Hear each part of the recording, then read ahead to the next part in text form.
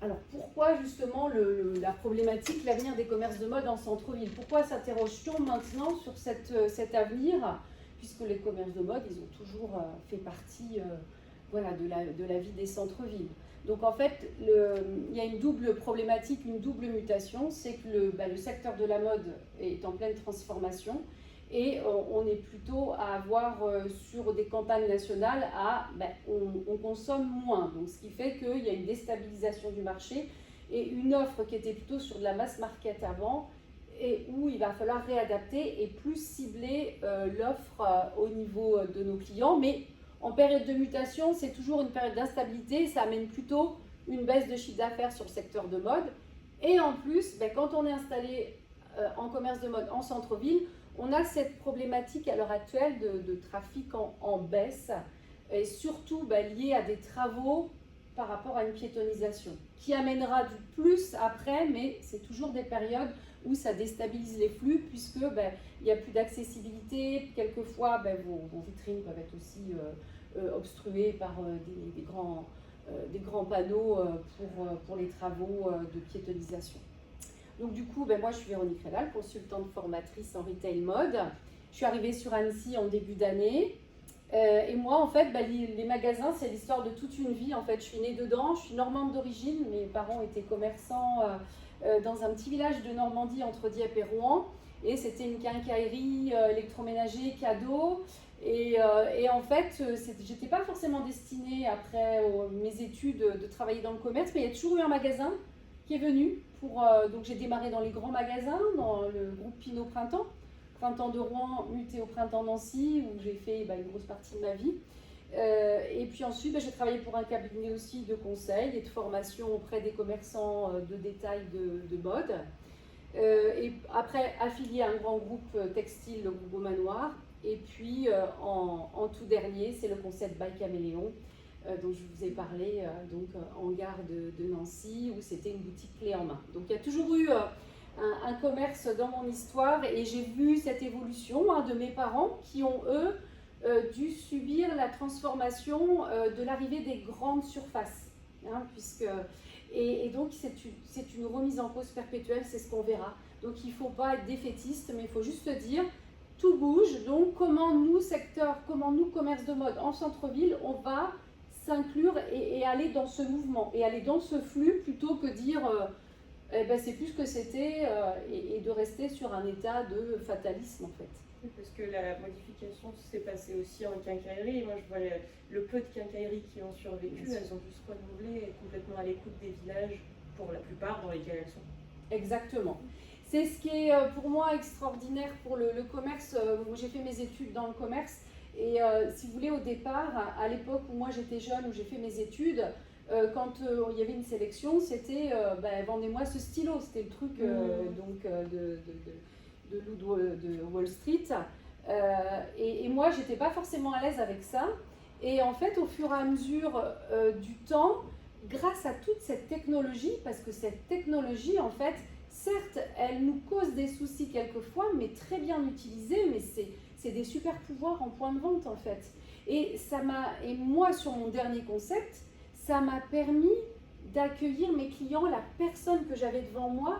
J'avais une multitude de choix pour lui proposer ce qu'elle cherchait, soit ce qu'elle cherchait vraiment et sans déroger à ce qu'elle cherchait, ou soit essayer de construire avec elle quelque chose, peut-être une tenue qui n'était pas forcément au départ ce qu'elle avait en tête, mais la faire évoluer. Donc grâce à tout ça, en fait, il faut voir que c'est plutôt du positif, parce qu'on part de la personne et non plus du produit, et ça s'inscrit dans aussi une éco-responsabilité, où c'est plus maintenant, je vous vends le deuxième t-shirt à moins 30 ou le troisième. Enfin, je trouve que pour moi, les enseignes qui n'ont pas encore évolué, qui n'ont pas compris que c'est plus ça que les clients attendent, ils attendent juste qu'on les écoute et qu'on les conseille sur mesure, et qu'ils repartent avec quelque chose qu'ils vont mettre, et ils vont peut-être y mettre un petit peu plus cher, mais au moins ils sauront qu'ils vont le mettre, et c'est pas deux t-shirts pour le prix de 3, l'inverse plutôt.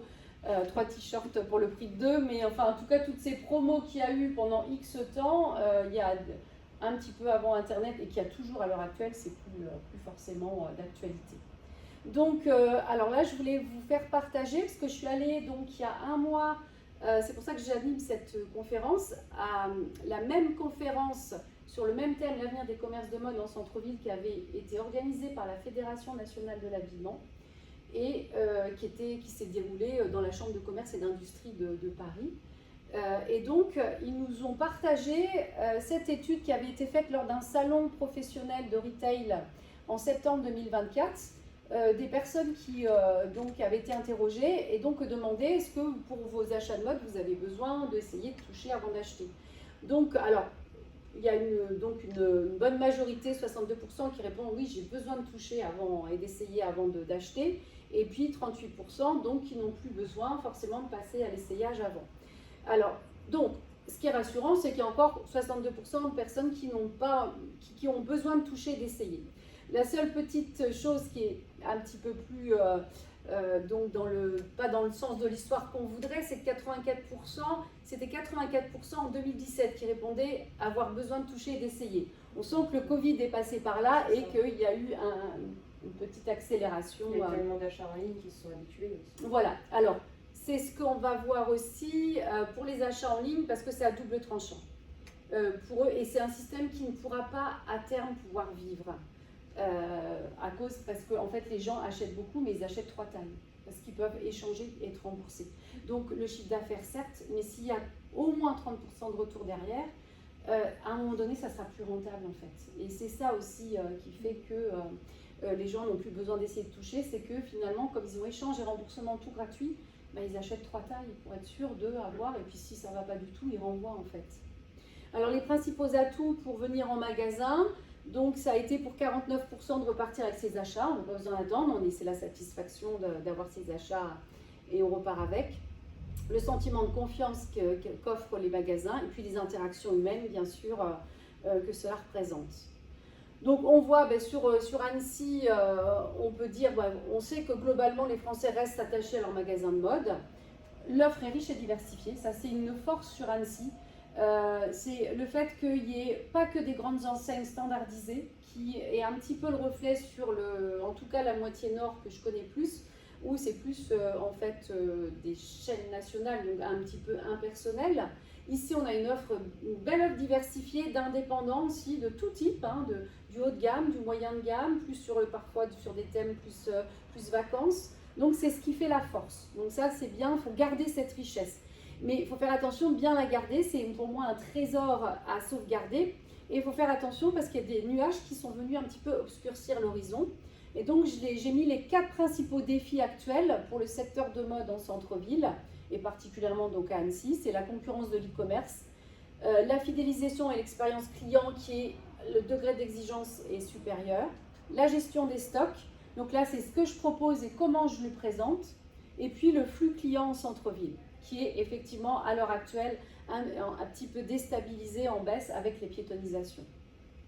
Et donc dans un deuxième temps, on verra, le soleil finit toujours par revenir, donc on verra qu'il y a des pistes de développement pour ces commerces de mode en centre-ville, et donc il n'y a pas de fatalisme à avoir, et il y a forcément plein de belles solutions à mettre en place, et au contraire, c'est un moyen de se réinventer.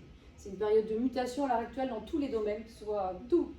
Et donc du coup, ce qui est important, c'est de se dire, c'est bien, ça permet de se réinventer sur une meilleure version de comment on travaille.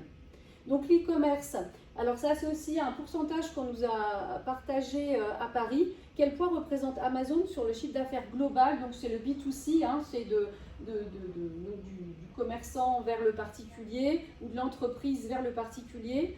Quel poids représente Amazon, qui est donc quand même un mastodonte de site internet, sur le marché français? Est-ce que d'après vous, en pourcentage, vous diriez combien? Je sais pas. C'est en 2023. Ouais. Ça a légèrement monté, mais pas... Ouais, je dirais 15%. Ouais. C'était à peu près ce qu'on a tous répondu. Ouais. Et en fait, c'est que seulement environ 1,5. Alors, c'est peut-être monté un petit peu plus, ça s'approche peut-être de 2% parce qu'on est en 2023. Je crois qu'en 2024, ils ont encore progressé. Mais on est en dessous des 2%. Là, on est sur le CA global, en fait. Oui, pas uniquement en ligne.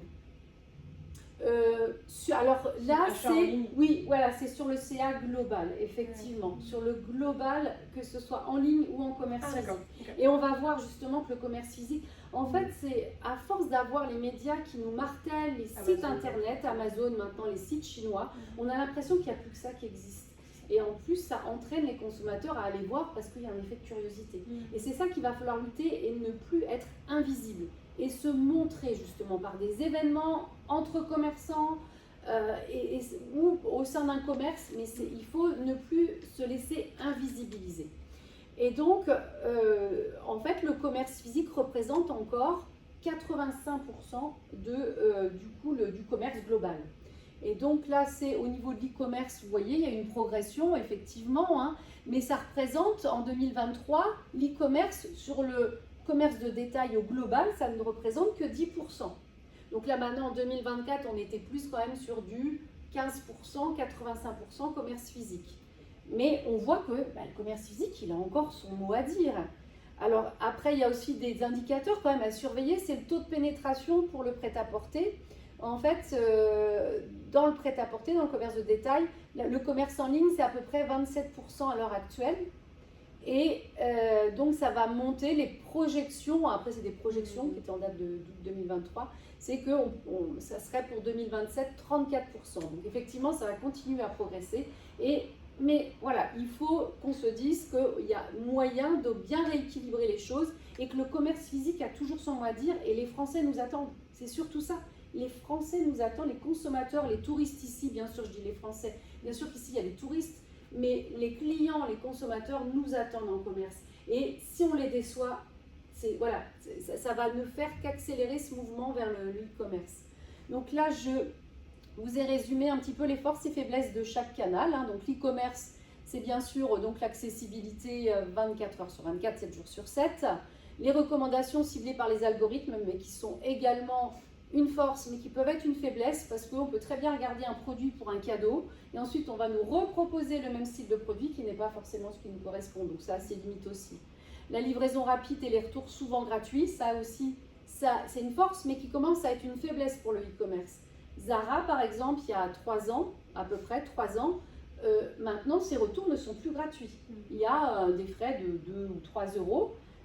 Et par contre, si on passe par le magasin, c'est gratuit. Donc, on voit qu'il y a quand même un système qui va arriver à bout de souffle et puis il y a l'éco-responsabilité qui est là aussi.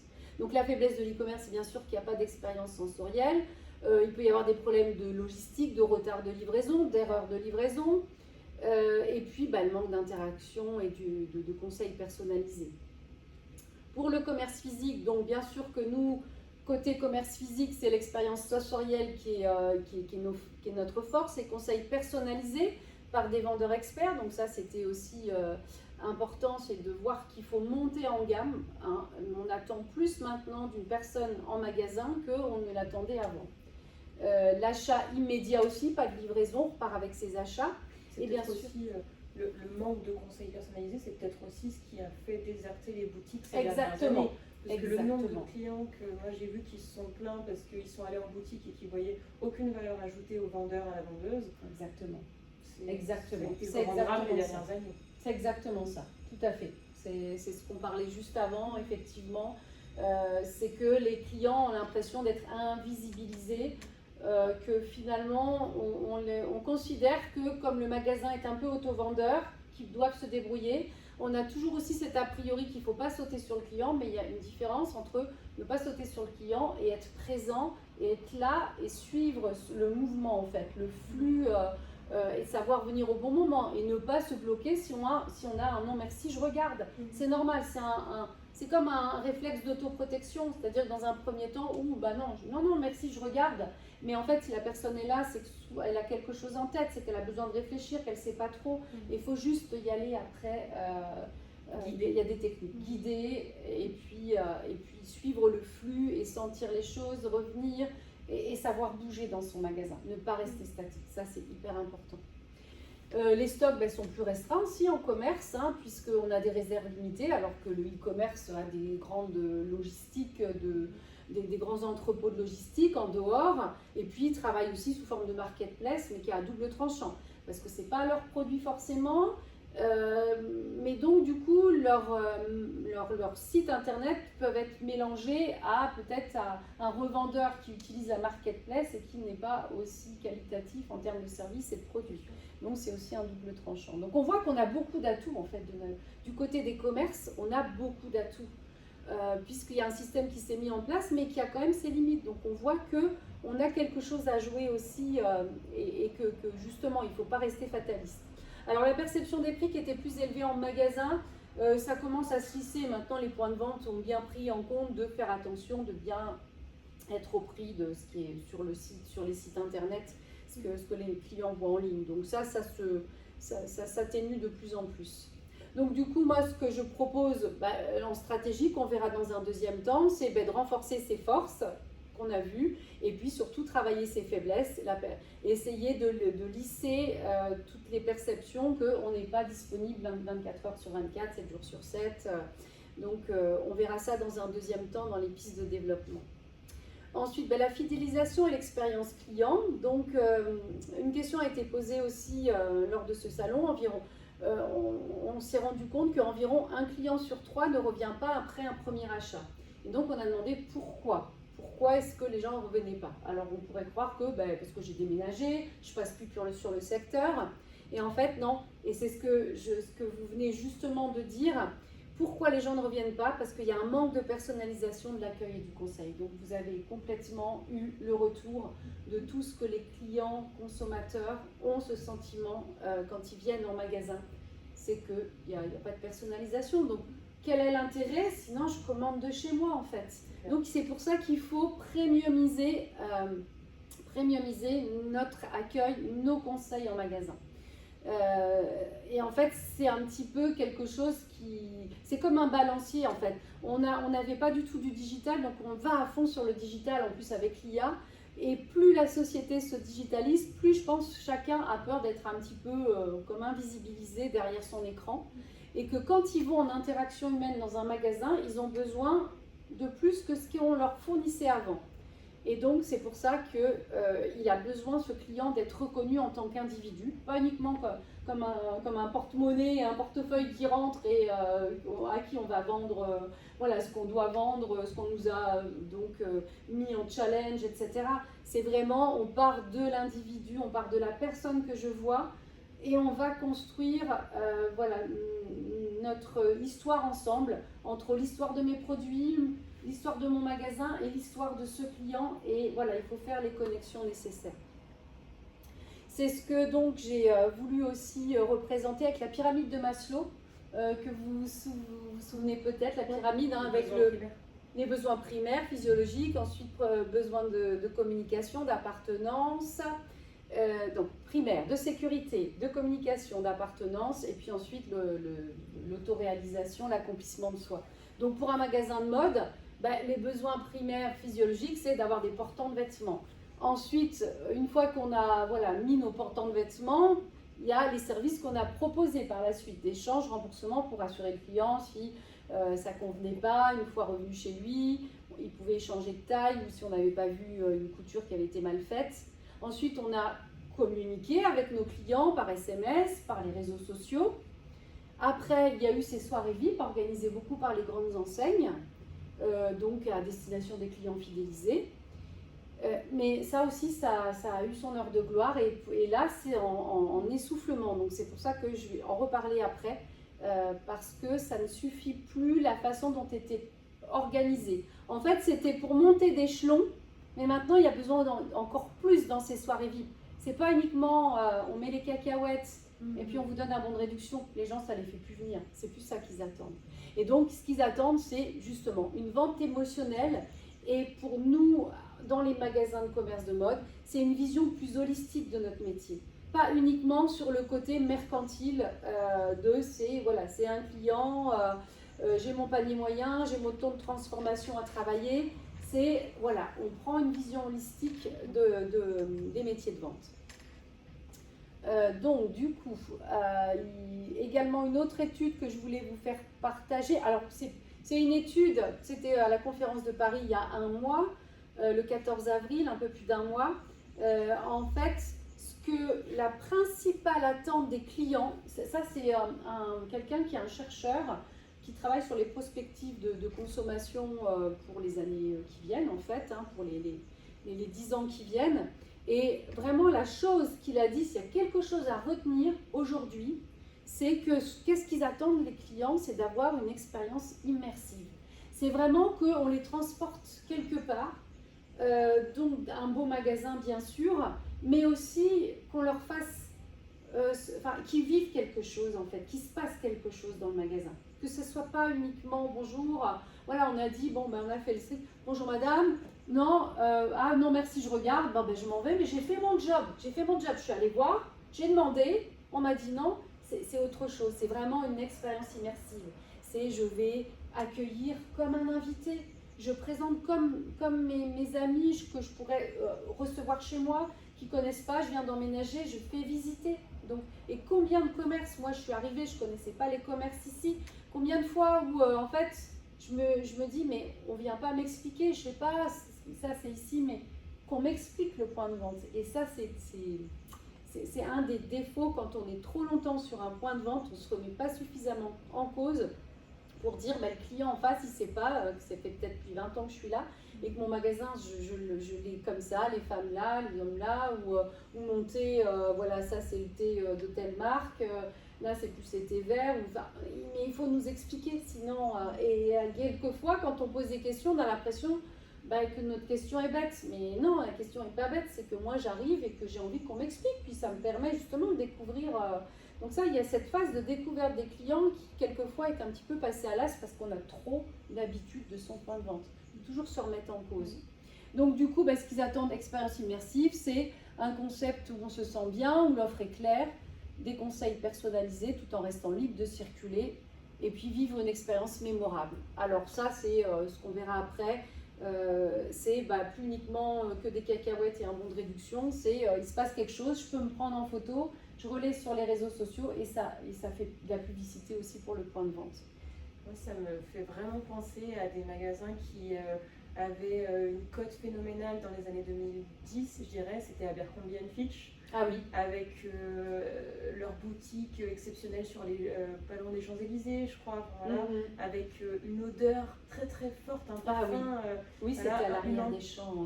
Une ambiance assez tamisée. Exactement, sombre. Et puis bon, c'est un peu désuet en 2025, mais des fois ils faisaient venir une quinzaine de mannequins beaux gosses qui étaient torse nu devant le magasin, tablettés possible. Et c'est vrai que ça avait fait fureur à ce moment-là. Oui. Je ne sais pas du tout pourquoi ça n'a pas continué, hormis l'aspect objectification de l'homme et de la femme à ce moment-là. Mais ces magasins, pour moi, il y avait vraiment cette expérience sensorielle aussi qui faisait qu'on y allait pour autre chose que le vêtement. Exactement. C'était une immersion dans un monde complètement différent. On arrivait et c'était, une ambiance olfactive déjà, ça c'est important. Je le mets aussi plus tard. Et c'est quelque chose que je voulais mettre en place aussi dans mon point de vente en gare, mais avec les contraintes en gare, on ne peut pas faire ce qu'on veut, mais c'est hyper important. Il faut que, dès qu'on rentre, il faut qu'il y ait une petite ambiance qui nous fasse déjà partir ailleurs. Et puis effectivement, ce côté très sombre et avec des éclairages sur les vêtements, mais sinon une ambiance tamisée, effectivement, ça avait fait fureur. Alors après, il y a sûrement des gestions différentes. C'est sûr. Exactement, mais en tout cas, on peut s'en inspirer sur le côté immersif et c'est exactement ça ce que les clients attendent en fait. Alors la gestion des stocks, en fait, c'est pas le côté juste purement j'étudie en fin de saison, j'en ai acheté tant, j'en ai vendu tant, il m'en reste tant, combien j'en rachète. C'est plutôt le quoi et le comment. Donc le quoi, c'est quelle est mon offre marchande, est-ce qu'il faut que je la fasse évoluer, donc les fournisseurs, les conditions d'achat, la provenance, le rythme des livraisons, est-ce que je peux avoir du rassort, est-ce qu'il y a des quantités à respecter, le minimum d'achat. Et effectivement, une souplesse de la part des fournisseurs, c'est bien, ça va permettre de réactualiser plus souvent son offre marchande, la proportion des familles de produits et puis la profondeur des séries. Et puis le comment, c'est l'agencement et le merchandising, ça c'est hyper important, c'est le mobilier, l'éclairage, c'est l'une des premières choses je crois. Un éclairage qui est vieillot, en fait c'est tout de suite, même si peut-être le mobilier a été changé, ça ne donnera pas envie, ça ne mettra pas en valeur le point de vente de l'extérieur ni de l'intérieur. Et les produits de surcroît. La quantité de stock en rayon, le rythme de changement des vitrines, la décoration selon le moment, c'est faire vivre son magasin aussi. C'est de savoir mettre des petites touches de temps en temps pour que quand le client y revient, il a l'impression que ça a changé, qu'il y ait quelque chose. Ah tiens, c'est différent, il y a quelque chose qui a changé. Ça, c'est important de le faire vivre aussi, le magasin, qu'il ne soit pas identique du 1er janvier au 31 décembre. Et donc là, je voulais vous faire partager justement que le vêtement, c'est vraiment le reflet de la société, le reflet des modes de vie. Et donc là, c'est la rue Sainte-Claire au début du XXe siècle. Donc on voit le style d'habillement, les petits canotiers, les chapeaux. Et puis ici, voilà, fin du XXe siècle, voilà comment ça a évolué en l'espace de même pas un siècle, complètement différent. Donc le vêtement, puisqu'il est vraiment le reflet qui va bouger avec les nouvelles façons de vivre, il faut qu'on bouge avec. Il ne faut pas qu'on reste statique sur nos positions en tant que commerce de mode. Et donc, le quoi, en fait, il a évolué beaucoup à cause de 3 facteurs depuis 2020. C'est qu'il y a eu le télétravail avec le Covid, il y a eu l'inflation et puis il y a eu le changement climatique. Donc, du coup, le télétravail, ça a donné envie d'avoir plus des vêtements confortables. On est assis derrière son écran chez soi, donc c'est du confort, mais au fur et à mesure du temps, c'est pas satisfaisant d'aller rester en pyjama ou en décontracté. Donc les gens ont envie d'être quand même bien habillés chez eux, mais confortables. Ça, le confort, c'est vraiment ce qui revient très souvent. Ensuite, il y a les vêtements multi-usages, multifonctions. Ça, c'est l'inflation avec les arbitrages, c'est-à-dire qu'on va peut-être plus acheter comme avant. Ici, pour Annecy, c'est assez important aussi. Quelquefois, il y a des offres produits qui sont vraiment axées sur les vacances. On est sur une destination touristique, les vacances. Mais maintenant, je pense que le touriste ne va peut-être pas forcément acheter quelque chose qu'il ne va pas pouvoir reporter facilement chez lui. Donc, il faut pouvoir trouver un bon mix. Bien sûr qu'il y a des vêtements de vacances, il y aura un coup de cœur, mais il ne faut pas miser toute son offre là-dessus. Sinon, on passe à côté de beaucoup de chiffres d'affaires et on peut attirer par des modèles un peu phares qui vont être axés vacances, mais il faut faire attention de proposer dans son offre du multi-usage, multifonction. Je vais pouvoir mixer, je pourrais mixer mon pantalon avec quelque chose d'un peu plus sport en haut et pouvoir ne pas avoir que des tenues, ça c'est pour mon travail, ça c'est pour mon loisir, ça c'est pour mes vacances, ça c'est pour la cérémonie. Les gens ils veulent que quand ils achètent, qu'ils le mettent. En fait, quelles que soient les circonstances, que ça puisse aller dans toutes circonstances. Et puis des matières naturelles, ça c'est avec les canicules, ça on demande de plus en plus, des matières naturelles, le polyester, ça c'est le truc, les clients n'en veulent plus sur les périodes estivales, ça fait trop transpirer. Donc un retour vers, dans la composition. Les clients demandent beaucoup mal. C'est quoi l'été surtout? C'est quoi la composition? Ils veulent être bien à l'aise. Et donc le comment, c'est que en fait le mass market il fait plus rêver. Les promos, les soldes, ça fait plus déplacer les foules. On voit plus personne, on voit plus ces files de gens qui attendaient à l'ouverture des soldes en magasin. Ça fait ça fait plus rêver, ça fait plus venir les personnes et ça décrédibilise aussi l'offre parce que à force de proposer même en entrée de saison du moins 40, du moins 30, du vente privée, etc. Le secteur aussi s'est décrédibilisé, c'est-à-dire que c'est un peu comme les cuisines il y a 10-20 ans où on entrait à peine dans la boutique, on nous proposait déjà du moins 50, on se dit c'est peut-être encore trop cher. Même s'ils me proposent d'emblée moins 50, ça veut dire que je vais peut-être l'acheter encore trop cher. Donc ça veut dire que là on a été à la course un peu à la promo et donc le client il ne sait plus où se situer et il se dit finalement je vais attendre parce que c'est peut-être encore trop cher. Même si on propose du moins 40, c'est peut-être encore trop cher. Et puis ça vient aussi dans le mood du moment, en fait, la slow consommation, c'est-à-dire qu'on nous demande d'être éco-responsable vis-à-vis de la planète, donc de ne pas surconsommer. Donc cette façon de diminuer notre rythme d'achat, de consommation, il doit se refléter aussi dans notre présentation. On doit avoir une présentation plus épurée. Parce que inconsciemment, le client il a ça en tête. Et que si on lui en met plein partout, ça va ramener à oh là, mais il y a trop de choses. voilà, ça ramène à l'ancien paradigme un petit peu de consommation, de surconsommation. Donc l'important, et on le voit sur beaucoup d'enseignes où on sent une épuration dans les présentations. Il faut clarifier l'offre, plutôt faire tourner en fait. Être plutôt agile en faisant tourner peut-être la marchandise plutôt que de vouloir tout présenter d'un coup et là on ne voit plus rien et il n'y a plus d'effet de surprise, on a tout présenté et en fait en présentant tout, on ne voit rien. Alors après, dernier enjeu, défi actuel pour les commerces de mode, pour ceux qui sont en centre-ville, c'est le flux client en centre-ville. Donc là, c'est également un baromètre qui a été fait. Alors c'est une association que je ne connaissais pas, Centre-ville en mouvement, qui donc a fait une étude donc, sur l'année 2024. C'est pour les villes de plus de 100 000 habitants. 72% des Français disaient aller au moins une fois donc, dans leur ville la plus proche. Et là, sur le début d'année, 1er de janvier à avril, ils étaient plus que 69.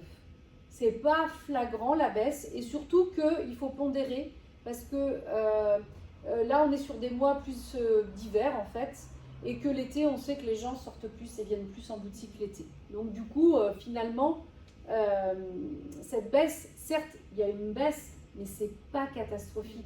Et ça, je voulais aussi la réalité des chiffres par rapport à la perception qu'on a. C'est quand je suis allée distribuer toutes mes invitations à tous les commerces, il y en a eu un bon paquet, 97 commerces, donc j'ai eu aussi comme une carte photographique, comme une photo en instant T des ressentis de chacun sur son point de vente. Et donc il y a une enseigne de prêt-à-porter, justement, une enseigne nationale de prêt-à-porter. Le responsable m'avait dit, vous savez, nous on a les compteurs, et moi je pensais que sur l'année 2024, vraiment j'avais eu une grosse chute de fréquentation. Et bien sur l'année globale, moins 2%. Certes, mais c'est pas énorme. Et en fait, c'est ce qu'il disait, en fait, il y a la perception, c'est que sur les mois creux, comme les mois creux, il y a moins de monde, enfin il y a toujours moins de monde, mais quand il y a un petit peu moins de monde, tout de suite on se dit, il n'y a personne, et on se désespère, et on a l'impression, oh là là, il y a une chute de fréquentation. Mais non, c'est que moins 2% sur l'année 2024 sur, alors c'est rue de Vaugelas, donc du coup c'est vraiment voilà, le plein cœur d'Annecy. Là, c'était aussi, vous partagez donc sur le prêt-à-porter, ça c'est donc le commerce au global, c'est le commerce en baisse sur le premier trimestre 2025 par secteur d'activité, et on voit que le prêt-à-porter finalement, par rapport à d'autres secteurs, c'est moins 1,40. Donc ça, voilà, c'est une baisse, mais c'est pas non plus une chute, on a toujours, en fait, on aura toujours besoin de se rhabiller. On aura toujours besoin, selon les circonstances de la vie aussi, selon le poids qui évolue aussi, l'âge aussi, on devient maman, on ne se reconnaît plus dans sa garde-robe. Donc on voit que la mode sera toujours au cœur des préoccupations des consommateurs. Donc c'est à nous l'enjeu de ne pas les décevoir en magasin et de leur offrir une personnalisation de l'accueil et des conseils. Et en centre-ville, par contre, donc là, c'est une étude qui a été faite auprès des commerçants indépendants, pas uniquement de mode. Effectivement, on voit que les centres-villes, globalement en France, c'est une étude globale en France, c'est moins 2,90. Donc on voit qu'il y a cette piétonisation qui est un enjeu aussi national. Il a des conséquences parce qu'il perturbe les flux, il y a des travaux, et du coup, effectivement, il y a moins de facilité à venir en ce moment sur les centres-villes, et c'est eux qui souffrent un peu plus. Et là, je voulais vous faire aussi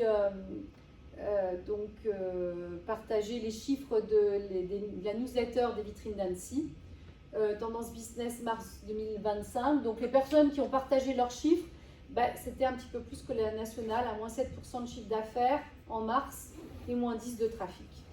Donc un mois de mars un petit peu chaotique, peut-être plus difficile sur la ville d'Annecy. Alors que se passe-t-il dans nos centres-villes? Donc il y a trois choses. Il y a la piétonisation, les places de stationnement et puis le coût en fait du stationnement. Et ce qui engendre des changements de flux en fait. Donc on va voir les pistes de développement. Donc après, est-ce que vous voulez faire une petite pause ou je peux enchaîner? Non, c'est tout bon. Donc les pistes de développement, c'est par rapport à notre premier petit nuage de défi actuel, c'est comment exister face à la concurrence d'Internet, comment augmenter son standard d'accueil et de conseil en magasin, évoluer avec les nouveaux styles de vie, avec le quoi et comment de mon offre, et puis capter l'attention des nouveaux flux, puisque si vous êtes en zone piétonnisée, il y a un enjeu qui va être différent pour capter l'attention en fait, des clients. Puisque les clients avant circulaient sur un trottoir, donc proche des vitrines, et que là, si c'est piétonnisé, en fait, les gens vont marcher, donc il n'y a plus les voitures, et les gens vont plus être au milieu de la rue, donc plus éloignés des vitrines. Donc tout ça, c'est un travail à revoir. Donc les pistes de développement face à la concurrence de l'e-commerce, donc j'avais dit, on renforce ses atouts, donc c'est la premiumisation de la relation client. Ça c'est hyper important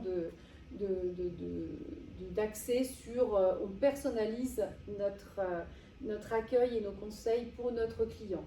Donc c'est déjà au niveau du concept en soi du magasin, c'est des cabines d'essayage qui sont confortables, du merchandising soigné, le concept actualisé, l'éclairage naturel. Et puis moi je propose une formation aussi sur 2 jours. J'avais pris le petit livret pour montrer. C'est certifié Calliope. C'est une approche holistique des techniques de vente en magasin de mode. Puisque souvent c'est uniquement des techniques, les bases du métier sont abordées pour les jeunes personnes qui démarrent, mais même pour les personnes qui sont depuis longtemps en vente, on ne vend plus pareil il y a 20 ans que maintenant. Les clients ont changé, ils demandent autre chose. Donc tout ça, c'est pour moi cette approche holistique, elle est importante et c'est ce qui va donner aussi des clés sur le terrain pour passer un cap et monter dans notre pyramide de Maslow et proposer une vente émotionnelle et où le client va venir, vous ferez partie de son loisir. Et dans votre magasin, il sera considéré comme une personne à part entière et on viendra travailler sur lui, sur la personne qu'il est. On le conseillera, puisque l'équipement de la personne, c'est quelque chose en plus on touche à la personne. Les personnes viennent, ils essaient en cabine, il y a une proximité. Et en fait, on fera partie de leur cercle presque d'intimité. C'est ça aussi les enjeux, c'est de faire partie de leur cercle d'intimité et d'être un de leurs loisirs préférés. Ça, c'est important, d'où il faut qu'il se passe quelque chose et avoir une expérience immersive. Alors, quelque chose justement par rapport peut-être à votre futur point de vente que moi j'ai remarqué, c'est que la plupart des commerces de mode, des commerces physiques, même beaucoup, quand on les appelle, on appelle sur un fixe. Mais en fait, un fixe, qui appelle encore sur un fixe? En plus, la génération Z, ils n'aiment pas téléphoner. Donc, c'est un peu compliqué. Et donc, effectivement, entre 2 portables, on peut faire beaucoup plus de choses. On peut envoyer des messages, on peut envoyer des photos. Et c'est ça, c'est un enjeu. C'est que pour moi, un magasin doit maintenant, le point de contact avec un magasin, ça doit être un téléphone portable et non plus un fixe. Fixe, c'est l'ancien temps. Et là, ce que je voulais vous partager, alors certes, c'est pas pour c'est pas une concurrence directe à ce que vous pouvez faire sur vos commerces de mode, mais c'est par rapport à Decathlon qui va donc ça c'est un article de LSA de mai 2025 où en fait on nous parle que Decathlon va développer le Visio Store. Donc le client pourra prendre rendez-vous en ligne et échanger en visio avec un vendeur. Donc en fait, nous, on peut faire la même chose. On n'a pas besoin de grands moyens. Si on a un téléphone portable, le client, il peut nous solliciter et à un moment donné, on lui répond « Je suis occupé, mais voilà, dès que je suis un petit peu de temps, on fait une visio et puis je vous montre ce que j'ai ou je vous fais des photos. » Mais il y a vraiment, y comprendre qu'il faut à un moment donné passer à l'ère du portable sur les commerces physiques. Sinon, on va perdre une grande partie de l'interaction et en plus des nouvelles générations de consommateurs. Donc, alors bien sûr, travailler ses faiblesses, c'est la présence sur les réseaux sociaux. Donc, ça, alors pour beaucoup, je pense qu'il y a les parutions qui sont faites de façon variée une fois par semaine, au moins une fois par semaine pour montrer les nouveautés. Mais ce qui est important, c'est de ne pas oublier l'enjeu principal des réseaux sociaux. c'est de faire venir en magasin. Parce que les réseaux sociaux sont beaucoup faits pour alimenter les sites de vente en ligne, que les influenceurs, il y a un lien qui, poum, va sur le site de vente en ligne. Et vous, dans tout ça, c'est bien beau de faire des partenariats avec des influenceuses, mais il faut qu'ils viennent en magasin, il faut qu'ils viennent vous acheter. Donc ça, c'est important. Donc c'est peut-être aussi de pouvoir organiser des jeux concours, mais qui doivent faire venir en magasin. Donc ça, je vous donnerai l'exemple d'un jeu concours que j'avais organisé sur une fin d'année sur mon point de vente, et ça a fait venir, et après ça a fait aussi repasser par le secteur. Ensuite, il faut aussi bien sûr une pancarte bien visible en caisse pour inciter les gens à vous suivre, puisque une fois qu'ils vous suivent, quand vous faites des petites stories de nouveautés, ils vont voir tout de suite, et c'est ce qui va vous générer aussi du flux. Après, ce qui peut être sympa aussi, puisqu'il faut vraiment amener du digital. En fait, ce qu'il faut voir, c'est que souvent les réseaux sociaux, dans un premier temps, les gens, c'est parce qu'ils ont connu physiquement votre magasin qui vont vous suivre. Pour une grosse partie, moi je l'ai vécu, c'est que j'ai eu du mal, quand j'ai fait les défilés en Facebook Live, j'ai eu beaucoup de questions, mais les gens qui me posaient des questions, où c'était, comment je travaillais, etc., je ne les ai pas vus en magasin. C'est vraiment les gens qui viennent, et il faut les ramener, il faut qu'on ramène le magasin chez eux. Et ça, c'est important, il faut qu'ils reviennent avec le magasin. Ou que quand ils sont en magasin, ben, il y a un petit truc sympa digital à faire. Et donc, pourquoi pas, quand vous avez des nouveautés, certes faire les stories, faire une petite vidéo de vos nouveautés, donc vous-même en scène ou des personnes que vous connaissez, vous filmez, vous faites votre petit montage, une belle petite musique, et vous générez sur ce lien. Donc, important, c'est, moi c'est ce que j'ai créé aussi, c'est une chaîne YouTube pour le magasin. Parce que c'est bien beau, mais tout le monde n'est pas sur Facebook et Instagram. Et moi, ça m'a permis aussi de poster des vidéos, et j'ai envoyé le lien à mes clients. Mais donc, du coup, cette vidéo, vous pouvez générer un QR code, le mettre sur la caisse, et comme ça, même quand le client il vient, flasher le code pour voir nos nouveautés, le petit défilé de nos nouveautés. Et en fait, ça donne des idées. Parce qu'il faut savoir aussi suggérer en magasin des mises en scène, de bustes, de tables de mise en avant, mais il faut aussi qu'il y ait une côté digital. On est tous maintenant avec le digital, on aime prendre, on a notre téléphone tout le temps, donc il faut qu'on l'utilise. Ah tiens, il faut flasher, allez hop, je flash, je regarde, et puis, ah tiens, ça j'aime bien, vous avez ça ici, donc vous pouvez me montrer, et on part, voilà. C'est une autre manière de suggérer des associations de produits, mais sur un côté digital. Et donc c'est comme ça, il faut que le digital soit dans le magasin, et il faut que le magasin il reparte chez le client en digital, et qu'on puisse aussi pour le client avoir accès plus facilement avec le magasin. Donc on le verra aussi un petit peu plus tard. Donc il faut travailler bien sûr aussi sa place sur Google, hein, on est bien référencé. Quand on tape robe, femme, Annecy, est-ce que j'apparais bien? Vêtements femme ou vêtements homme, Annecy, est-ce que j'apparais bien? Pareil, si vous travaillez avec des fournisseurs, pouvoir être par leur biais aussi bien reconnu sur le secteur, et puis mettre à jour sa fiche Google, et puis aussi renouveler Google My Business, hein, et puis savoir aussi renouveler ses photos pour chaque saison. Que quand on voit le magasin, qu'on puisse dire si c'est l'hiver alors qu'on est en été, voilà, qu'il y ait vraiment une cohérence entre la saison actuelle et ce que le client va voir sur la fiche Google. Donc la fidélisation, qu'est-ce qu'on peut mettre en place pour justement renforcer notre côté interaction humaine, qui est notre force par rapport à l'e-commerce. Donc c'est la marque d'intérêt pour chaque visiteur, hein, ce qu'on a parlé. Être générateur de flux, en fait, du fait qu'il n'y ait plus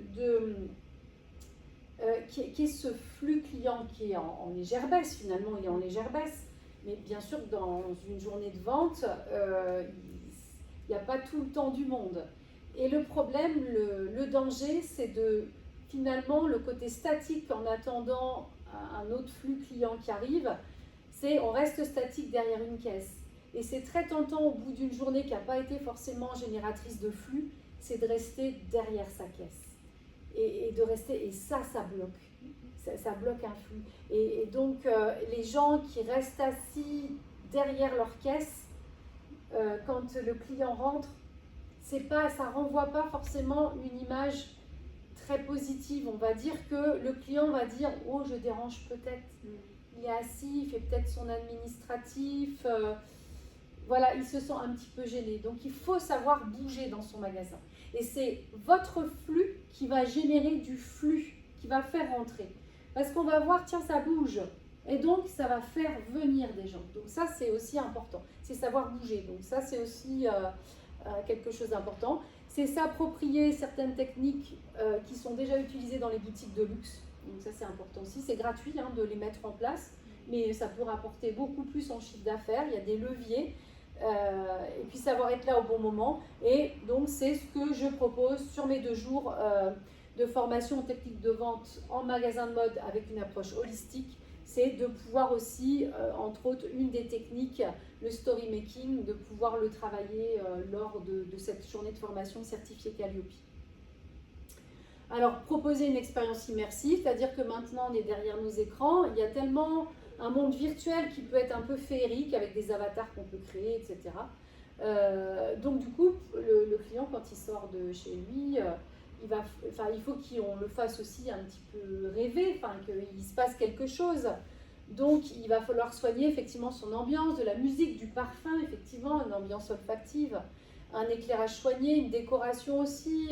Il y a quelquefois que des petites touches, faire comme une maison qu'on va décorer. C'est aussi savoir décorer son magasin pour le rendre agréable. Et puis, trouver un bon équilibre entre le magasin auto-vendeur et les conseils. Parce que quelquefois, en fait, il faut laisser la liberté aux clients d'avoir un magasin auto-vendeur. Quelquefois, au niveau des présentations, elles sont faites, mais du coup, elles arrivent un peu à l'arrière d'une caisse. Et on a l'impression qu'on va déranger, en fait. Mais il faut vraiment que tout soit accessible. Que le client, en fait, il faut faire que le client puisse se débrouiller tout seul, mais on sait très bien qu'au bout du compte, on ne va pas laisser se débrouiller tout seul parce qu'il a souvent besoin qu'on l'aide à formaliser ce qu'il a envie, en fait. On ne sait pas, il rentre, il a envie de renouveler sa garde-robe, il change de boulot, ça ne me correspond plus, il change de statut, je suis devenue maman, je ne me reconnais plus dans ma garde-robe. Donc il y a tout ça, mais il faut dans un premier temps le laisser libre, lui dire, vous êtes libre de faire, de regarder tout ce que vous voulez, et après venir petit à petit le conseiller.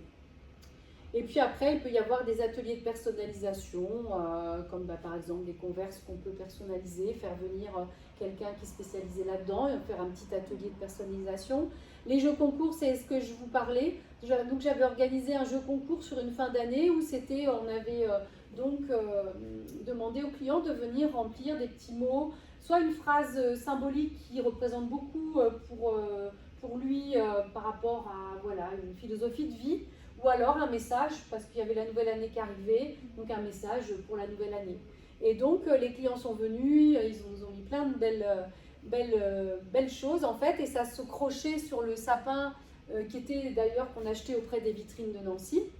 Donc ça faisait un joli sapin après rempli de beaux petits cœurs. Et puis à la fin, j'avais 2 alternantes, toutes les 3, on a été le jury pour décerner les trois phrases qui nous avaient émus, et puis on a remis 3 bons cadeaux. Mais donc ça c'était pour la fin d'année, et donc début d'année suivante, en fait on a pris un grand cadre transparent et on a mis tous les messages. Et on l'a collé, puisque nous on était tout vitrés, on a collé ça sur nos vitrines, et donc ça faisait venir aussi, les gens sont revenus pour lire tout ce que les gens avaient noté aussi. Et donc ça c'est quelque chose, c'est vraiment pour inciter les gens à passer par votre magasin. Trouver des astuces pour dire, voilà, on les fait venir une première fois pour mettre des jolies phrases, et on les fait revenir pour partager avec eux toutes les jolies phrases qu'on nous a notées sur notre arbre de Noël. Donc voilà, c'est partager aussi, ce qu'ils attendent, c'est de partager des moments mémorables. Il faut qu'il se passe quelque chose, donc c'est ce que je vous dis, les cacahuètes et puis bons de réduction, c'est plus ce qu'ils attendent, c'est fini. Et donc là, je vous partage, c'était avec un ami commerçant, restaurateur qui était installé près de mon magasin. Il a été l'un des mannequins du défilé que j'avais organisé lors d'une soirée où j'avais fait des jeux concours aussi, où je faisais gagner des lots qui venaient d'autres commerces de la ville pour faire connaître d'autres commerçants aussi. Donc c'est ça aussi, c'est d'avoir mutualisé aussi nos savoir-faire et nous faire connaître les uns les autres. On n'est pas en concurrence, on est tous ensemble et plus on sera fort et varié sur un centre-ville et plus on fera venir du monde. Donc il faut vraiment travailler en interactivité entre commerçants. Et donc, le rappel, c'est plus géométrique sur la basket fille. Donc après, je vais te demander de te déshabiller. Voilà, c'était le petit clin d'œil. C'est vrai. Voilà. C'était voilà, une soirée où s'est passé des choses en fait. Il y a eu ce beau défilé, il y a eu ce jeu concours, et puis il y a les clients qui ont participé. Moi j'ai un de mes clients qui m'a prêté la sono parce que j'avais une sono avant qui n'était pas terrible. Il m'a dit mais votre prochaine soirée que vous faites, vous me dites, moi voilà je fais partie d'une association, je vous prête la sono, ça me fait plaisir. Après, en fait, on s'était mis à l'intérieur du hall de gare alors que ça devait être sur le parvis parce qu'il y a un orage qui arrivait au tout démarrage du défilé. Alors tout le monde a aidé en fait, parce que les ballons commençaient à s'envoler. Pouf, tout le monde a aidé pour réinstaller le ballon, l'arche à ballon et puis le tapis à l'intérieur. Ça a fait des souvenirs en fait. Après, j'ai une de mes petites clientes qui m'a dit, mais vous savez, là, vous profitez de rien. La prochaine fois, je ferai le service. Ça a été toute une vie pour moi le service. Ça me fera plaisir de faire le service quand vous ferez une soirée.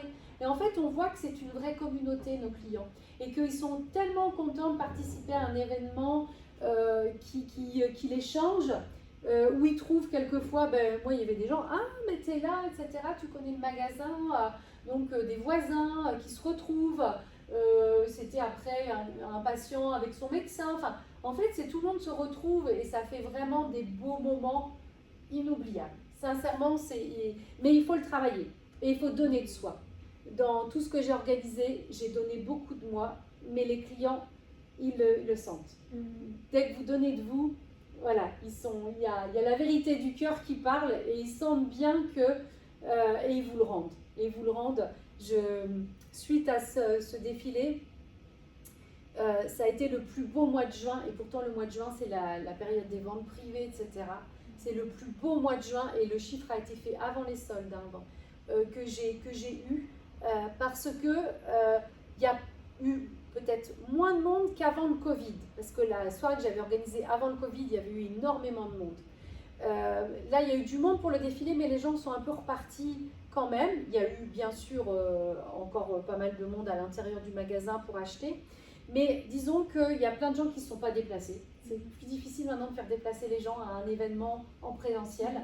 Et le fait de l'avoir filmé, le défilé, les gens après sont revenus, ont dit « Ah, je suis désolée, je n'ai pas pu venir à votre soirée. Ah, ça avait l'air sympa. Hein. D'ailleurs, sur le défilé, j'ai vu ça. C'est où en magasin, je vais venir essayer. » Et en fait, c'est ça. Et les gens sont venus, et c'est ça. Il faut leur suggérer, il faut leur donner envie, même s'ils ne sont pas venus. Mais ils ont vu qu'il s'est passé quelque chose.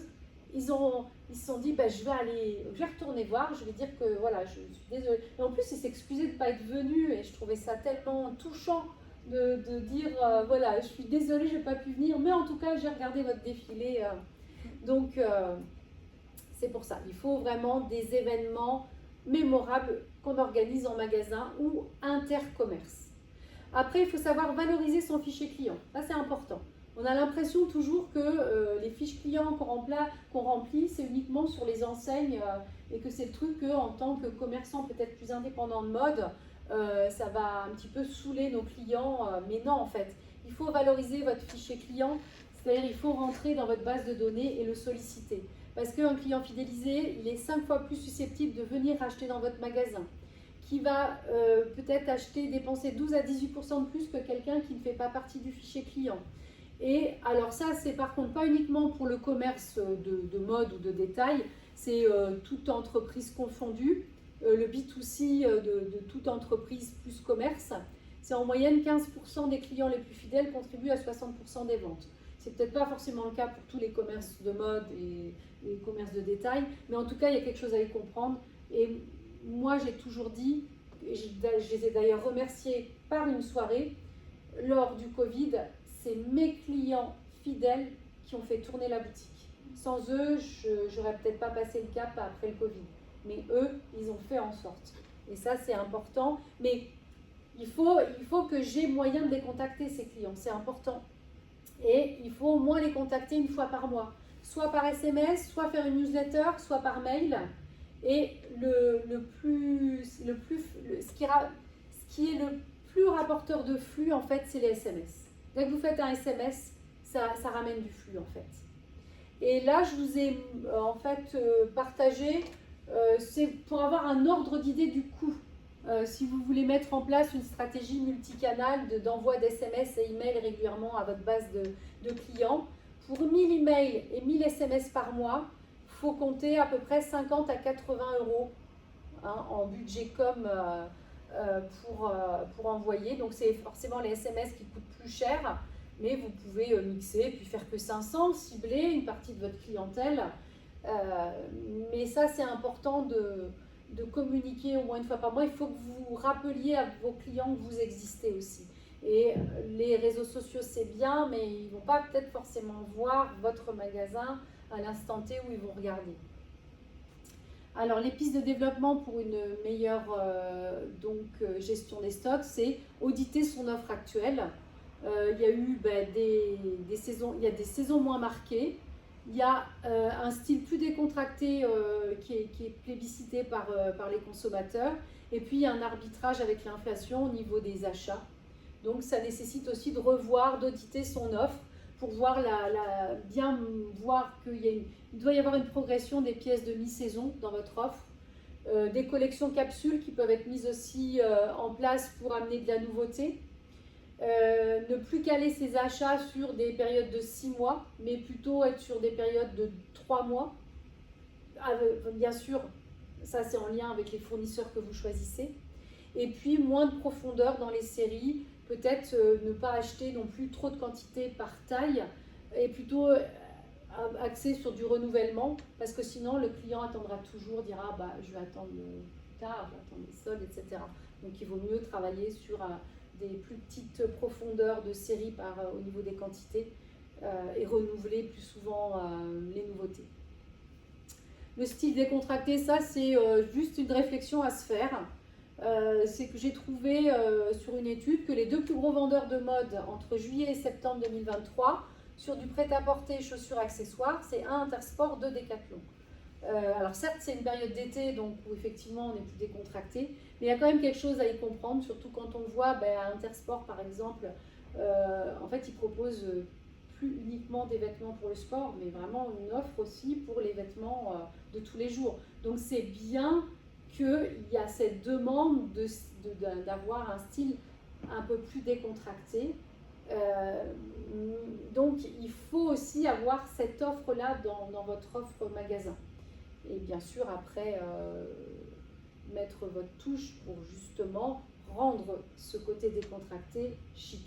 Ça va être tout l'art, justement, des commerces de mode.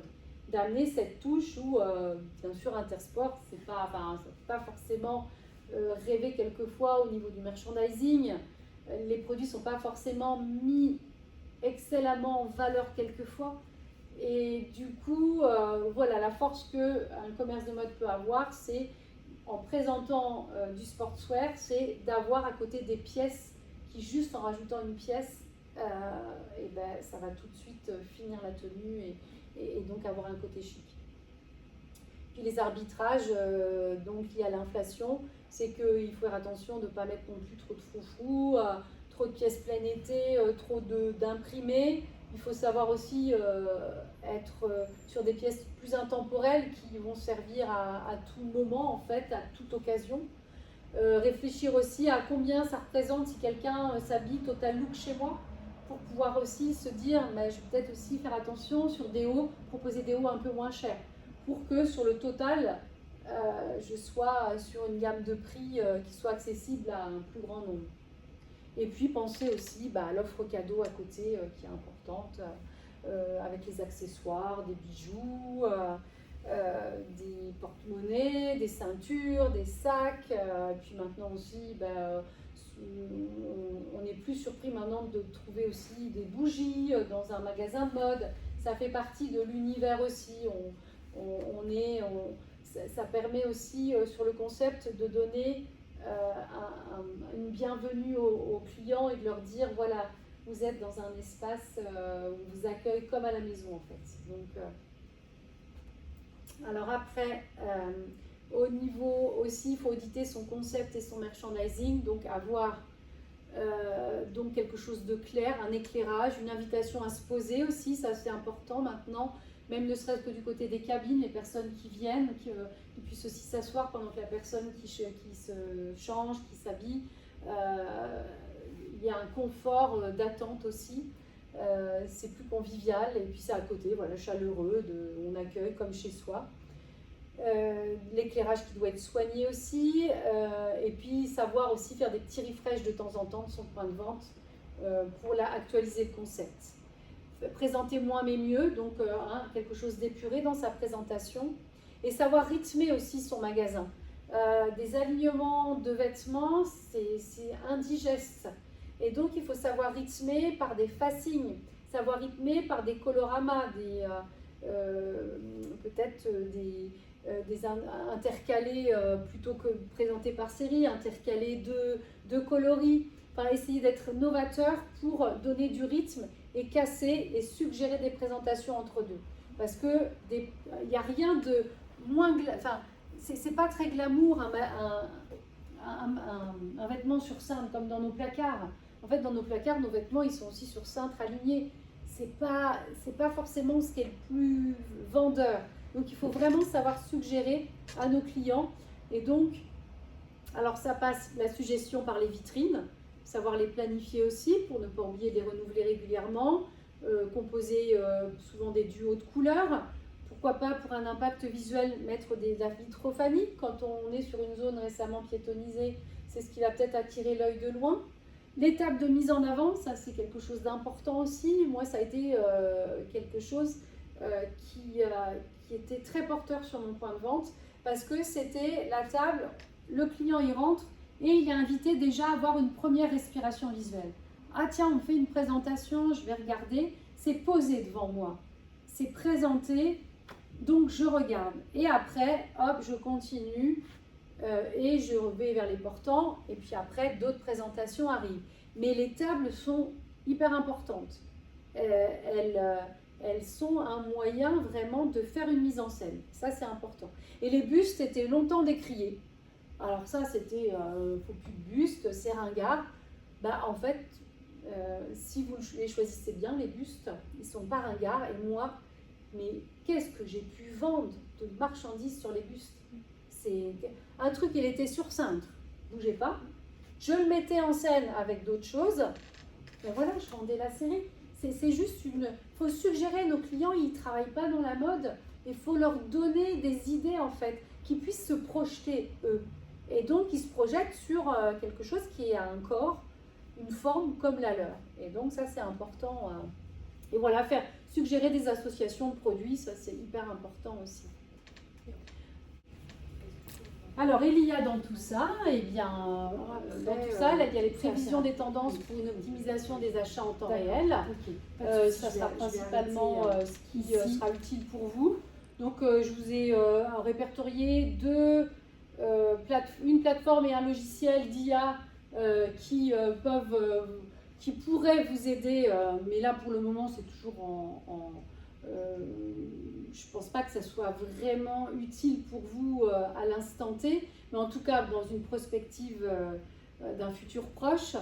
Donc ces plateformes, en fait, elles analysent tout ce qui se passe beaucoup sur les réseaux sociaux, tout ce qui est attributs de mode, donc couleurs, tissus, formes, en temps réel. Ils analysent des milliers de photos et comme ça va vous permettre en temps réel d'avoir des micro-tendances et de pouvoir réajuster votre offre rapidement sur votre magasin en fonction d'actuellement les micro-tendances.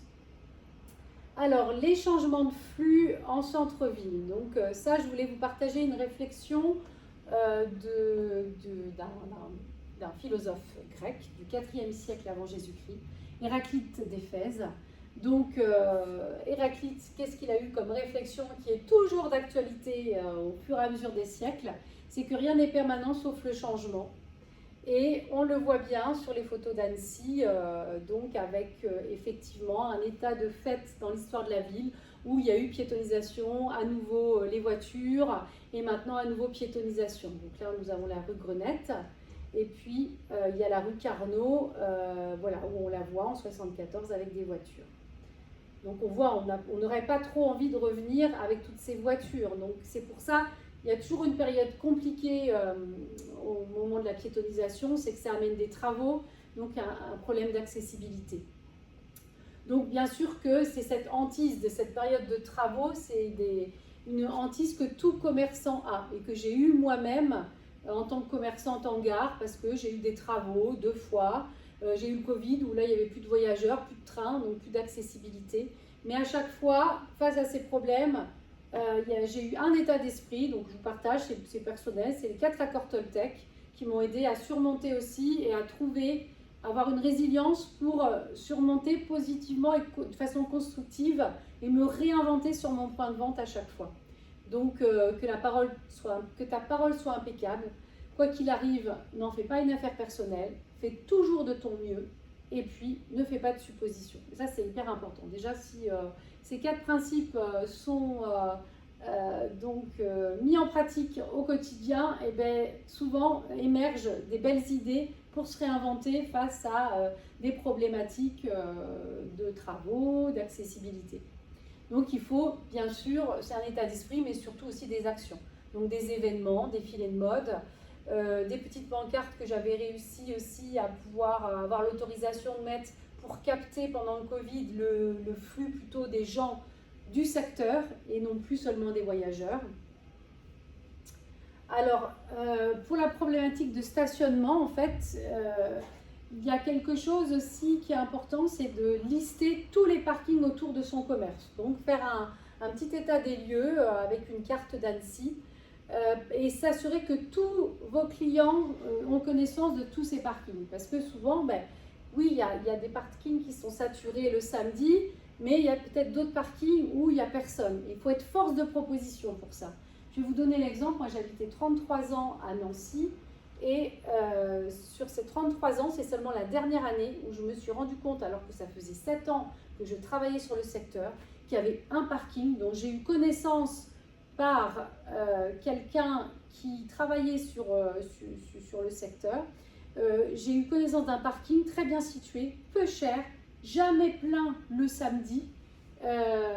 Et ça, j'en ai eu connaissance qu'au moment où je partais, alors que ça faisait 33 ans que j'habitais cette ville. Donc, vous voyez, il faut aussi faire un état des lieux et aller voir un petit peu autour s'il n'y a pas des endroits, le samedi principalement, parce que je crois que c'est principalement samedi où les parkings sont complets. Après, bien sûr qu'il y aura la période de juillet-août, donc ça, c'est aussi autre chose. Mais en tout cas, peut-être s'assurer de pouvoir être force de proposition. Le coût du stationnement, je voulais aussi vous partager quelque chose d'intéressant qui s'est mis en place à Metz. Ça s'appelle Bonjour Metz, c'est une carte de crédit de stationnement. Vous voyez, donc c'est bien parce que ce n'est pas des papiers, des jetons, des papiers qu'on met dans les machines. Et en fait, c'est une carte qu'on recharge chez les commerçants qui sont adhérents. À partir de 30 € d'achat, on vous crédite des euros de stationnement et vous pouvez les déduire de la borne en repartant. Et puis là, je vous entraîne dans le pays du Champagne, à Épernay, où là, c'est plus un abonnement spécifique qui a été mis en place pour les commerçants adhérents des vitrines d'Épernay. Parce qu'effectivement, c'est aussi une problématique pour les personnes qui viennent travailler dans les commerces. Pour se stationner toute une journée, ça coûte très très cher. Donc il y a des actions qui peuvent aussi être menées de ce côté-ci pour que chacun, que ce soit le commerçant ou ses équipes de vente, soit donc avec un tarif préférentiel et ne pas payer une fortune pour venir travailler. Alors on peut aussi voir des idées de nouvelles mobilités qu'on peut mettre en place, donc comme les navettes électriques. Donc là, c'est un petit match Bretagne avec Lorient contre Limoges, la belle porcelaine de Limoges. Donc à Lorient, en fait, ils ont mis en place des navettes customisé en couleur de la ville. Et donc, il y a un circuit qui fait toute la zone piétonnisée, en fait, avec des arrêts. Et donc, idem à Limoges. Donc là, on voit que c'est tous les 8 minutes où ça passe au niveau de chaque arrêt. Et donc, alors celle de Limoges, elle est peut-être moins glamour, mais elle a l'avantage aussi d'avoir un plan en fait, un plan du circuit. Il faut que ça soit quelque chose de visuellement impactant. Qu'on ne se pose pas les questions, qu'on comprenne tout de suite, ça va aller m'emmener là où je veux pour tel quartier d'Annecy.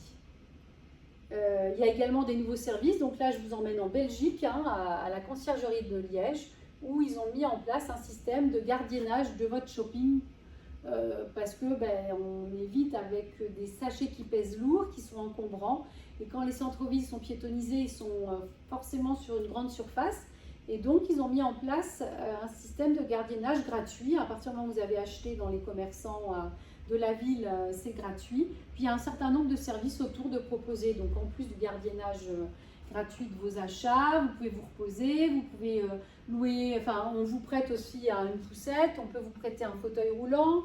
Il y a des endroits de coworking avec du Wi-Fi et ils vont mettre en place, je crois, une blanchisserie, un lavomatique. Alors, donc la piétonisation à l'heure actuelle, c'est ce qui cristallise beaucoup, c'est un point de cristallisation ici à Annecy. Donc effectivement, on a le quartier du lac qui a été piétonisé, effectivement, qui n'est pas forcément très attractif pour le moment. Il n'y a plus de voitures, mais les piétons ne s'y engagent pas. Donc pour les aider à s'y engager, en fait, il y a du pancartage, c'est tout simple, du pancartage à faire. Et si vous mettez des pancartes en mettant bien l'accès vers la vieille ville par là, déjà, ça va entraîner un certain nombre de personnes à l'intérieur. Également, il faut aussi enlever ces grands passages piétons qui n'engagent pas à aller vers donc l'intérieur du quartier Lac, de la rue du Lac, mais qui en fait nous emmènent vers la rue du Paquier. Donc là aussi, c'est à revoir. Il y a peut-être à prévoir des visuels comme à Lisbonne, on voit des visuels là qui entraînent à aller vers cette partie de rue en fait. Donc il y a des choses simples à mettre en place. Bien sûr que c'est les élus, c'est la mairie, mais en tout cas les panneaux, ça c'est quelque chose qui ne coûte pas cher et qui pourra déjà changer beaucoup de choses. Et puis aider aussi les touristes à se repérer.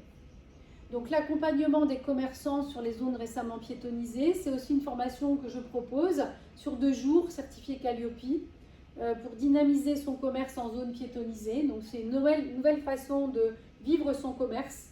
Le flux ne sera plus pareil, les piétons seront plus au milieu de la rue, donc plus éloignés des vitrines. Donc il y a toute une mise, tout un système de fonctionnement à réinventer.